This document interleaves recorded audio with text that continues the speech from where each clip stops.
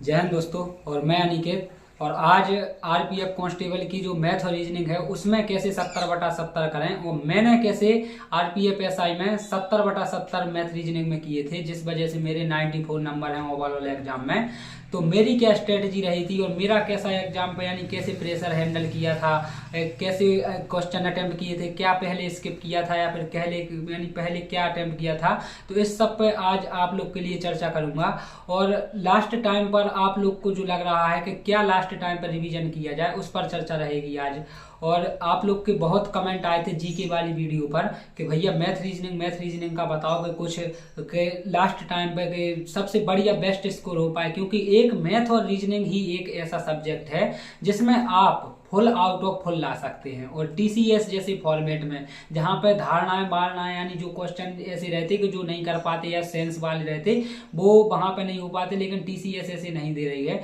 तो मैं बताऊं कि मैंने वहां पे क्या मेरा माइंड सेट था और कैसा अब की बार भी एग्जाम में रहेगा है। और सेफ स्कोर वहां पे यानी मैथ और रीजनिंग को अगर आप कोशिश करो, अगर आपकी तैयारी है तो 70/70 लाना बिल्कुल बाएं हाथ का खेल हो जाता है, अगर आप लोग की तैयारी अच्छी है। और सेफ अटेम्प्ट अगर मैथ का अगर जिनकी एवरेज तैयारी है तो आपका सेफ अटेम्प्ट यानी जितने क्वेश्चन आए फालतू के तुक्के मैथ रीजनिंग में लगाए नहीं जाते, जितने आए उतने आप क्वेश्चन करें। बाकी अगर आप लोग हमारे टास्क ग्रुप से जुड़े होंगे तो आप लोग का क्लियर ही 33-34 प्लस नंबर क्लियर रहेंगे, क्योंकि उस हिसाब से तैयारी कराई गई है जिस हिसाब से यानी एग्जाम आता है। और लास्ट टाइम पर आपको रीजनिंग का सुनो, आप रीजनिंग में करना क्या है। सबसे पहले जब आप लोग खोलोगे एग्जाम तो आपका वो आपके ऊपर है कि आप पहले मैथ करते या रीजनिंग करते या जीके करते, लेकिन रीजनिंग का पोर्शन सुनो कि रीजनिंग जब भी आप पहले नंबर खोलते हो तो आप वो क्वेश्चन बड़े ध्यान से देखें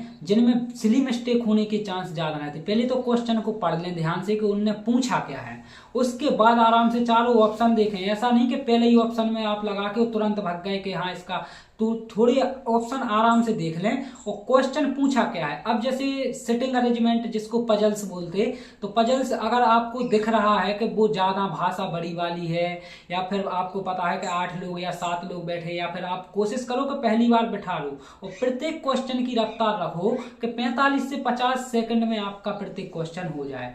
एनालॉजी वाले क्वेश्चन जिसमें आपको सोचना पड़ता है, जैसे कि 5 का संबंध 625 से है, 8 का संबंध इससे है, तो इन क्वेश्चन का अगर उस टाइम पे दिमाग चल गया आ गया पहली बार में तो कर लो उसे, नहीं तो आप उसको स्किप करके बाद में ही करो तो सबसे बेस्ट रहता। मैंने भी जब वहां पे किया था तो रीजनिंग में यानी 7 क्वेश्चन में ऐसे किए थे कि मार्क ऑन रीड किए थे मैंने, यानी उनके आंसर आए थे, लेकिन मुझे थोड़ा सा डर लग रहा था, 1-2 के आंसर नहीं आए थे, लेकिन बाद में टाइम बचा था वो हमने कर लिया था। ऐसा नहीं कि हम पहली ही बार में पूरे करते गए। लेकिन और एक और वो क्वेश्चन के हैशटैग परसेंटेज वाला है जो कि आप लोग को देखने को मिलेगा, हमने वीडियो बना के भी बता दिया कि कैसे लग जाएगी, कैसे करना है उसको भी बता दिया है। तो रीजनिंग का एक ऐसा रखो कि रीजनिंग में आपको अटेम्प्ट तो 35/35 करना, लेकिन तुक्के वाली नहीं, अगर आए ना तो स्किप कर दो 1-2 क्वेश्चन। लेकिन अगर आपको आरपीएफ कांस्टेबल में अगर आरपीएफ एसआई की जो आंसर की डली है या फिर टेक्स्ट बुक पे डली है या फिर कोई फॉर्मेट में भी आपके पास हो, तो वो आंसर की आप एक बार देख लें कि फॉर्मेट कैसा बना है। क्योंकि आप लोग बार बार आप लोग देखो आरडब्ल्यूए पे लगाए होंगे सेट या फिर कई प्लेटफॉर्म पे, तो एक बार ऑफिशियल एग्जाम की देखें आंसर की कि उनका मूड कैसा है, अभी वो लोग कैसी पूछ रहे हैं, तो उस हिसाब से आप लोग रीजनिंग अटेम्प्ट कर सकते हो। और रीजनिंग में सबका बेस्ट स्कोर रहेगा। जो पजल्स हैं उसको बस बड़े ध्यान से पढ़ना कि उनने उनका दाया पूछा है या बाया पूछा है, वहां से आपकी एक्यूरेसी बनेगी। और मतलब शुरुआत में मतलब कि अपन को कितने क्वेश्चन मतलब अटेम्प्ट करने पड़े, मतलब दूसरी बार के लिए वो पहली बात है, आप ध्यान रखो कि आपको लग रहा है कि ये क्वेश्चन 2 या 2.5 मिनट ले जाएगा तो उसको पहले स्किप करके रखो, चाहे 5 तक क्वेश्चन स्किप हो जाए, कोई टेंशन की बात नहीं, आप उसके बाद दोबारा आके उसको कर सकते हैं। लेकिन शुरुआत में बे क्वेश्चन सॉल्व करो जो 12 से 13, जैसे सभी घोड़े गधे हैं सभी जे वाले क्वेश्चन आपको पता है कि 20 से 25 सेकंड लगते हैं केवल, जैसे सीरीज भी चलती के डिफरेंस देख के तुरंत देख लो, तो क्योंकि उसमें टाइम का खेल है, केवल आना सब इजी है। तो ध्यान रखना कि ये सब क्वेश्चन थोड़े जल्दी में निपटा के पहले यानी ऐसा रख लो कि रीजनिंग में आप 30 से 28 क्वेश्चन पहली बार में अटेम्प्ट आपके हो जाए। वो 5-6 क्वेश्चन जो डीपली होंगे वो आप दूसरी बार में करना। ऐसे ही मैथ में करना कि मैथ में अगर आपको दिख जाए पहले वो क्वेश्चन देखने हैं बिल्कुल जो वन लाइनर होंगे, कि जैसे ऐसे क्वेश्चन आएंगे आपको लगता है कि 500 का 12% और 600 का 30% में कितना अंतर है जी, कितना, यानी मुंह से बोलने में ऐसे क्वेश्चन आए हैं आप समझो। लेकिन कुछ कुछ ऐसे क्वेश्चन होंगे जैसे चक्रवृद्धि ब्याज 100% फंसाने वाला आएगा। देखो 35 में 35 ही सवाल कठिन नहीं आएंगे ना, 35 सवाल सरल आएंगे। 25 क्वेश्चन इतने सरल आएंगे कि सब कर लेंगे। वो 10 क्वेश्चन है, 10 क्वेश्चन में से 7 क्वेश्चन ऐसे आएंगे जिसकी तैयारी एवरेज से ऊपर होगी, और 2 क्वेश्चन ऐसे होंगे वो, यानी 7 और 2 7 3 क्वेश्चन वो ऐसे होंगे कि जिनकी तैयारी अल्ट्रा प्रो लेवल की होगी, वही उस क्वेश्चन को कर सकते। तो समझ रहे हैं आपको। तो मैथ का अगर बेस्ट से बेस्ट स्कोर देखा जाए तो 33 और 34 सबसे बेस्ट। गलतियां नहीं करनी है उसमें, ये नहीं करनी है कि जो 2 क्वेश्चन आपको अल्ट्रा प्रो मिलेंगे पहले उस पर समय नहीं दो। आपको दिख जाए कि जैसे कोई दर है 8% की और उनने 4 साल का चक्रवृद्धि ब्याज पूछ लिया, तो आप समझ रहे हैं कि पॉइंटों में वैल्यू जाना। वो वहां पे लिखा भी रहा था कि पॉइंटों के दशमलव के 2 अंक तक, लेकिन वो दशमलव के 2 अंक तक लिखा रहता, लेकिन अपन को तो पूरा निकालना पड़ता, तब आके आता उसका आंसर। तो आप लोग को लास्ट टाइम पे बस यही करना। बाकी इतना इजी आएगा एग्जाम। जब एसआई लेवल में मैथ इतनी हार्ड नहीं आई, केवल 2-4 सवाल आए, तो कांस्टेबल लेवल में आशा यही है कि इजी आएगी और कोई भी किसी भी प्रकार की घबराहट नहीं होनी आंसर चाहिए। की लगाने की नोटिस मतलब नोटिफिकेशन भैया ने शाम के टेलीग्राम पे डाल दी थी, जब पीडीएफ डाल दी थी रीजनिंग के पूरे कितने 525 क्वेश्चन रीजनिंग के आपको देखना ही देखना है। तो देखो वीडियो बार बार नहीं बन पाएगी यूट्यूब चैनल पे, तो जो भी इम्पोर्टेंट जानकारी होती भैया अपने सेल्फ से नोट्स हो, पीडीएफ हो, जो भी चीजें हो टेलीग्राम पे तुरंत। आज अपनी मैथ रीजनिंग की डली है, एक बार और डाल दें और मैथ्स के भी पूरे सेट डाल दें। रेवोल्यूशन वाई एजुकेशन नाम से मतलब प्ले स्टोर पे ऐप है, ऊपे अपन फ्री में जो मैथ रीजनिंग को अगर अपन प्रैक्टिस करने जो एसआई के प्रीवियस सेट हैं तो आप बे भी लगा सकत। मान लो लिंक अगर चाहने हो तो टेलीग्राम में होगी भी ऐप की लिंक डाल दो, फ्री है, कोई भी कॉस्ट नहीं है। देखो हमने जितनी भी तैयारी शुरू से लेके 45 दिन हो गए, आज हम सेल्फ हमारा खुद का एग्जाम नहीं है, लेकिन हम सेल्फ इन्वॉल्व इतने ज्यादा है कि हमें लगता है कि आप मतलब और लोगों से ज्यादा हमें और आरपीएफ के बारे में, भले हमारा एग्जाम नहीं है लेकिन हम उसमें इतने इन्वॉल्व हो गए कि मैक्सिमम चीजें हमें तो आप लोग के लिए इतनी तैयारी कराई, और बिल्कुल दिमाग में ये सोच लो कि आपसे बेस्ट कोई है नहीं।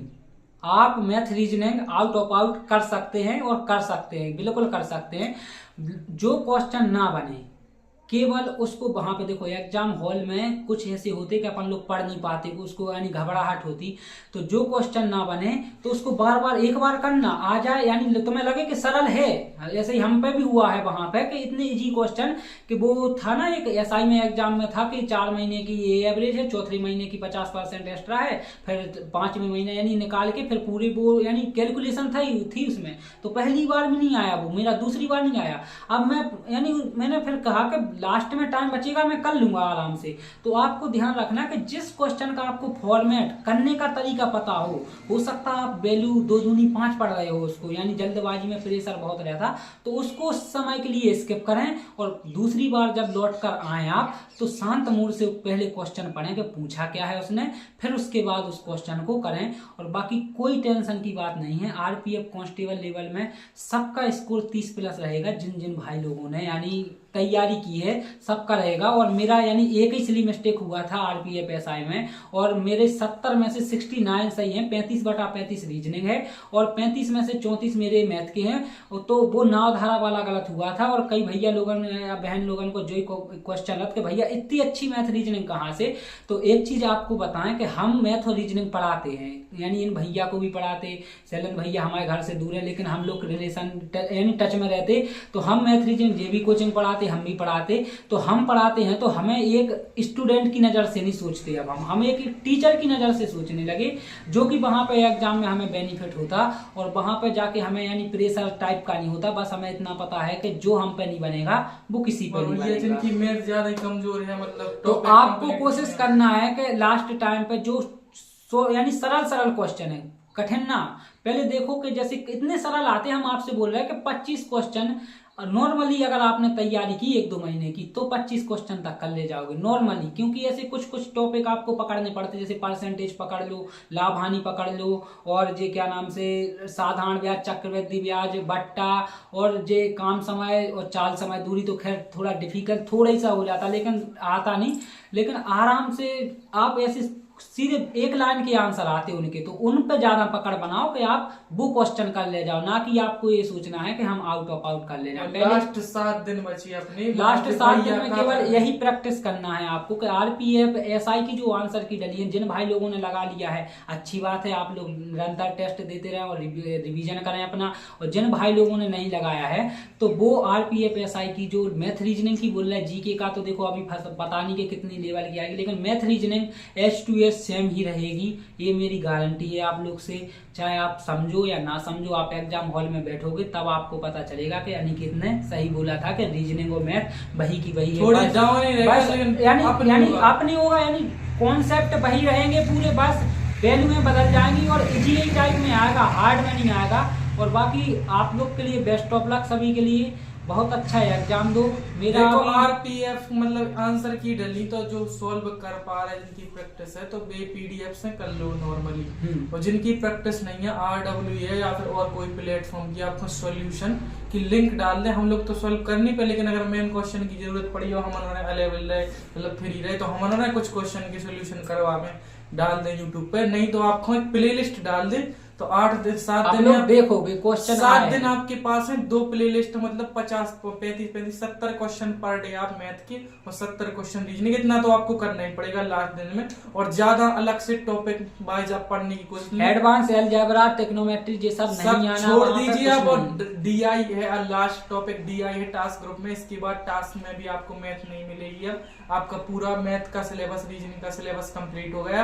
अब बस यही और यही टास्क में देंगे कि 70 क्वेश्चन पीवाईपी के इस शिफ्ट के और इस शिफ्ट के सॉल्व करिए। इस शिफ्ट के लिंक भी आपको प्लेलिस्ट के तौर पे डाल दी जाएगी। बाकी मैथ रीजनिंग के लिए हम लोगों की लास्ट स्ट्रेटेजी यही थी, और बाकी मिलते हैं बाकी नेक्स्ट वीडियो में। जय हिंद।